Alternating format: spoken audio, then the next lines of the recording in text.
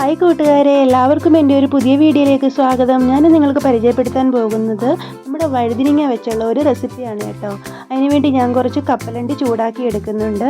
അതുപോലെ തന്നെ അതിലേക്ക് കുറച്ച് ഉണക്ക തേങ്ങ ഇടുന്നുണ്ട് കേട്ടോ. എൻ്റെ നാട്ടിലൊക്കെ, ഞാൻ പത്തനംതിട്ടയാണ്, അപ്പോൾ എൻ്റെ നാട്ടിലൊക്കെ വഴുതിനിങ്ങ എന്നാണ് പറയുന്നത്. നിങ്ങളുടെ നാട്ടിൽ എന്താ പറയുന്നത് കമൻറ്റ് ചെയ്യണം കേട്ടോ. എന്നിട്ട് നമുക്ക് ഈ കോബ്ര ഇല്ല, അതായത് ഉണക്ക തേങ്ങ നല്ലതുപോലെ ഒന്ന് ബ്രൗൺ കളറായി വരണം. നമ്മളത് മാറ്റി വെച്ചിട്ടുണ്ട്. അതിനുശേഷം നമുക്കതിൽ ആഡ് ചെയ്യാനായിട്ട് വെളുത്തുള്ളി, ഇഞ്ചി, കുറച്ച് മല്ലിയിലയും കൂടി എടുത്തിട്ടുണ്ട് കേട്ടോ. നമ്മൾ ഈ ചൂടാക്കി വെച്ചിരിക്കുന്ന കപ്പലണ്ടിയും ഉണക്ക തേങ്ങയും കൂടെ നമുക്ക് ഒരു ജാറിനകത്തോട്ടാക്കാം. അതുപോലെ തന്നെ ഇഞ്ചി, വെളുത്തുള്ളി, മല്ലിയിലയും കൂടെ നമുക്ക് ജാറിനകത്തിട്ട് നല്ലതുപോലെ അരച്ചെടുക്കാം കേട്ടോ. ഇത് ഉണ്ടാക്കാനായിട്ട് ഞാൻ എടുക്കുന്ന വഴുതനങ്ങ എന്ന് പറയുന്നത് ഈ സൈസാണ് കേട്ടോ. ചിലയിടങ്ങളിൽ കത്രിക്ക എന്നൊക്കെ പറയും ഈ വഴുതനങ്ങയ്ക്ക്. അതിങ്ങനെ എടുത്തിട്ട് നമ്മളിതിൻ്റെ ഇതിൻ്റെ തണ്ടിന് കുറച്ച് മുള്ളൊക്കെ കാണും, അതെല്ലാം ചെത്തിക്കളയണം കേട്ടോ. എന്നിട്ട് ഇതിങ്ങനെ നാലായിട്ട് മുറിച്ചെടുക്കാം. അതിനകത്ത് എന്തെങ്കിലും കീടയോ കാര്യങ്ങളോ ഒക്കെ ഉണ്ടെന്ന് നോക്കണം.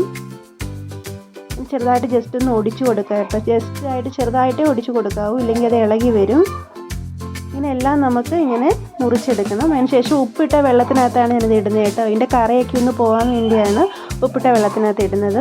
അതിനുശേഷം നമുക്ക് ഓരോന്നെടുത്ത് നല്ലതുപോലെ തുടച്ചെടുക്കാം.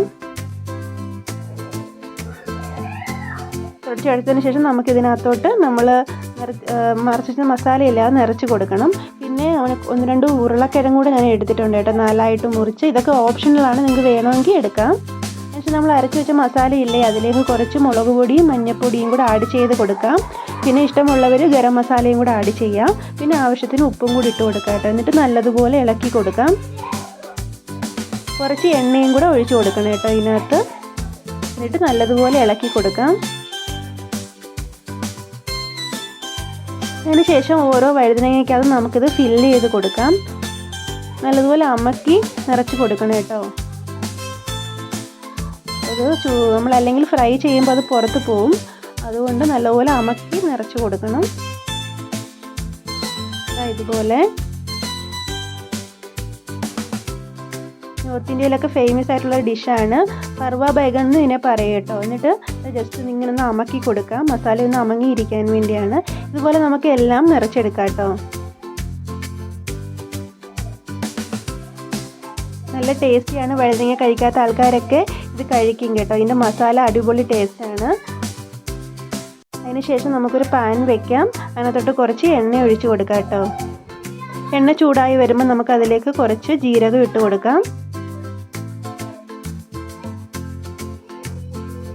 അതിനുശേഷം കുറച്ച് കായം പൊടിയാണ് കേട്ടോ, അതും കൂടി ഇട്ട് കൊടുക്കാം, ജസ്റ്റ് ഫ്ലേവറിന് വേണ്ടിയാണ്. അതിനുശേഷം നമുക്ക് നിറച്ച് വെച്ചിരിക്കുന്ന ഓരോ വഴുതനങ്ങയും നമുക്കതിലേക്ക് ഇട്ട് കൊടുക്കാം കേട്ടോ. ഞാൻ പത്തനംതിട്ടയാണ്, അപ്പം എൻ്റെ സൈഡിലൊക്കെ വഴുതനങ്ങ എന്നാണ് ഇതിനെ പറയുന്നത്. നിങ്ങളുടെ സൈഡിൽ എന്തോ ഇതിന് പറയുന്നതെന്ന് ഒന്ന് കമൻറ്റ് ചെയ്യണം കേട്ടോ. ചില സൈഡിൽ കത്രിക്ക പറയും. നിങ്ങൾ കാണുന്ന ആൾക്കാർ നിങ്ങളുടെ സൈഡിൽ എന്താ ഇതിന് പറയുന്നതെന്ന് കമൻറ്റ് ചെയ്യണം. എല്ലാവരും മസ്റ്റായിട്ടൊന്ന് ട്രൈ ചെയ്ത് നോക്കണം കേട്ടോ, നല്ല ടേസ്റ്റിയാണ്. ഇങ്ങനെ വെച്ചിട്ട് നമുക്കിത് അടച്ച് വെക്കാം കേട്ടോ. അടച്ച് വെച്ച് വേവിക്കണം. ഇടയ്ക്കിടയ്ക്ക് ഇതൊന്ന് ഇളക്കി തിരിച്ചും മറിച്ച് ഇട്ട് കൊടുക്കണം കേട്ടോ, നമ്മൾ ഫിഷ് ഫ്രൈ ചെയ്യുന്നത് പോലെ തന്നെ. അത് നല്ലതുപോലെ വെന്ത് വരില്ല കേട്ടോ, അതുകൊണ്ടാണ് പറയുന്നത് തിരിച്ചും മറിച്ചും ഇട്ട് കൊടുത്ത് നമുക്കത് കുറച്ച് നേരം വേവിച്ചെടുക്കാം. എല്ലാവരും മസ്റ്റായിട്ടൊന്ന് ട്രൈ ചെയ്ത് നോക്കണം കേട്ടോ. നല്ല ടേസ്റ്റാണ്. റൊട്ടിയുടെ കൂടെയും ചപ്പാത്തിയുടെ കൂടെയും ചോറിൻ്റെ കൂടെയൊക്കെ തിന്നാൻ നല്ല ടേസ്റ്റി ആയിട്ടുള്ള ഒരു റെസിപ്പിയാണ്. നമുക്ക് എല്ലാം തിരിച്ചും മറിച്ച് ഇട്ട് കൊടുക്കാം കേട്ടോ. കുട്ടികൾക്കും ഒരുപാട് ഹെൽത്തി ആയിട്ടുള്ള ഒരു റെസിപ്പിയാണ്. കുട്ടികളൊന്നും വഴുതനങ്ങ അധികം കഴിക്കുന്ന കുട്ടികളല്ല, അതുകൊണ്ട് തന്നെ നമുക്ക് ഇങ്ങനെയൊക്കെ ആക്കി കൊടുക്കുമ്പോൾ അവർ നല്ലതുപോലെ കഴിക്കും കേട്ടോ.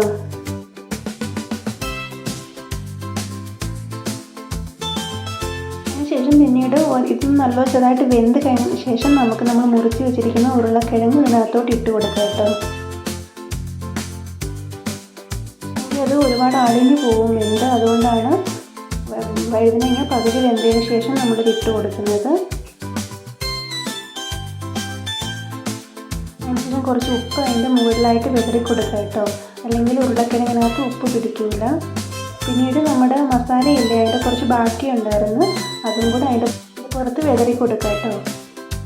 പിന്നെ അതിൻ്റെ പുറത്ത് നമുക്ക് മല്ലിയില ആഡ് ചെയ്ത് കൊടുക്കാം. ഇത്രയേ ഉള്ളൂ നമ്മുടെ റെസിപ്പി. എല്ലാവരും മസ്റ്റായിട്ടൊന്ന് ട്രൈ ചെയ്ത് നോക്കണം. എന്നിട്ട് നിങ്ങളുടെ ഫീഡ്ബാക്ക് കമൻ്റായിട്ട് രേഖപ്പെടുത്തണം.